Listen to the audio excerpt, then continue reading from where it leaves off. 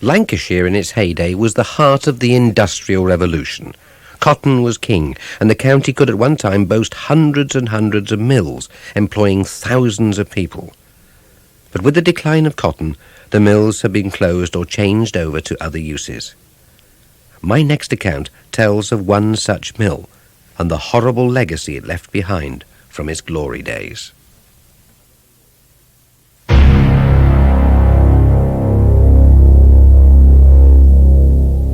It's that time again. Time to enter the realms of the paranormal. This week, I want to take you to an old mill. Now, as the mill is still in use for obvious reasons, I won't say exactly where it is. Nevertheless, the events which I'm about to relate are still happening, so some of you will know to which building I'm referring. Anyway, it all started some 12 years ago. At that time, the company which owned the mill was going through a difficult patch. Orders were down, and it looked like the mill would have to close down. As it was, the decision had been taken to cut the staff back by over 50% to save money. One night in mid-October at about 1:30, the burglar alarm went off, and the owner of the mill was called out by the police to switch it off and determine whether the building had been broken into. After a good look round, he reported that it must have been a malfunction, and the police went home. But what the owner didn't tell the police was that he had experienced an uneasy feeling while he was walking round the building. So when he was alone, he went inside again and went upstairs to the first floor. Now on this floor there were several large machines used in the manufacture of cloth. Most of them were very old. In fact, 3 of them were over 100 years old. They were old-fashioned looms, you know the type, big, noisy, dirty, sometimes dangerous machines. Anyway, the man stood at the door of the huge room which stretched out in front of him, and immediately sensed a feeling of unease again. But he could see and hear nothing except the wind whistling through the gaps in the windows. So he put it down to his imagination and turned to go downstairs. But just as he began to turn, his eye caught sight of a movement at one of the looms about halfway down the room. He stared at the spot, and once again saw a movement. Certain that he detected an intruder, he called out for whoever it was to show himself. He said that there was no way the person could escape, as all the doors were locked and the police were still outside. This was bluff, of course, but he thought it might frighten the burglar into giving himself up. But as you would expect, there was no response. He called again, and getting no reply for the second time, he began to approach the spot where he'd seen the movement. For some reason which he afterwards couldn't explain, the man didn't put on all the lights. Only those which were near the doorway were on, so the looms were in semi-darkness. By now, the man could see a shape, more like a shadow really, which was bending over the loom. He called again and said that he could see the intruder and he was going to call the police upstairs. But still the person seemed oblivious to the owner. He, or she, just carried on with whatever it was they were doing. When the man was about 10 feet from the person, he noticed for the first time that it looked like a woman with a long dress on and a sort of bonnet on her head. She seemed to be fiddling with the machine, pulling at something. And she was making a sort of keening noise, a low moaning sound. The man stopped and was about to demand who the woman was when he suddenly noticed that all was not what it appeared to be. But the woman was transparent. He could see right through her. And the room had now taken on an eerie blue glow, which seemed to light up everything around the loom, but which didn't cast any shadows. By now, the man was a bit frightened and began to back away from the apparition, for he was now certain that he was looking at a ghost.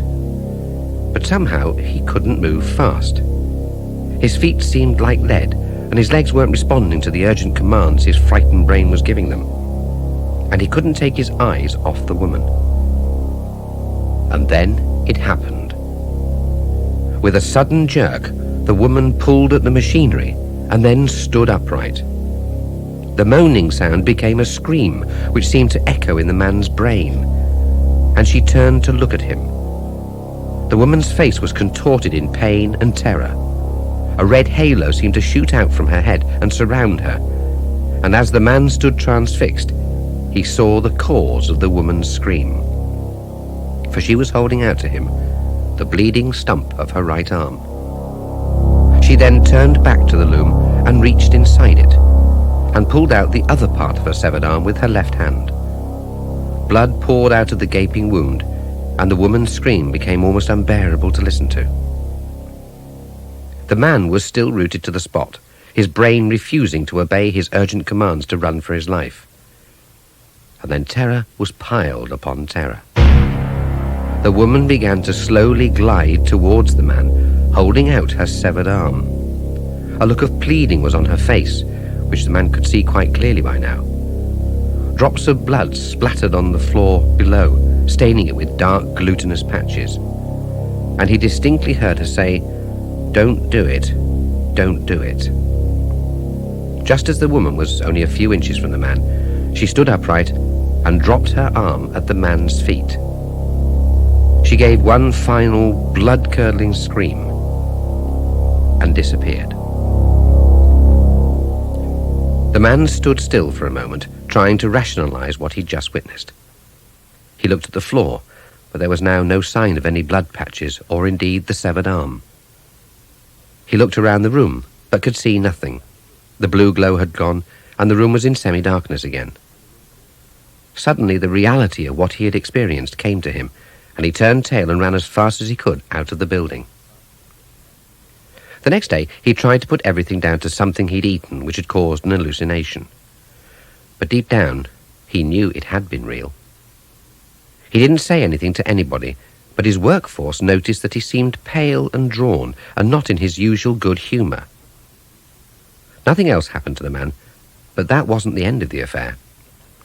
After a few weeks, he began to hear rumours from his workforce that they didn't like the room on the first floor which contained the looms. People had begun to hear noises and sounds which were, well, they described them like a scream, only very faint, as if coming from a great distance. They complained that the room was always cold, especially near the loom which was in the centre of the room.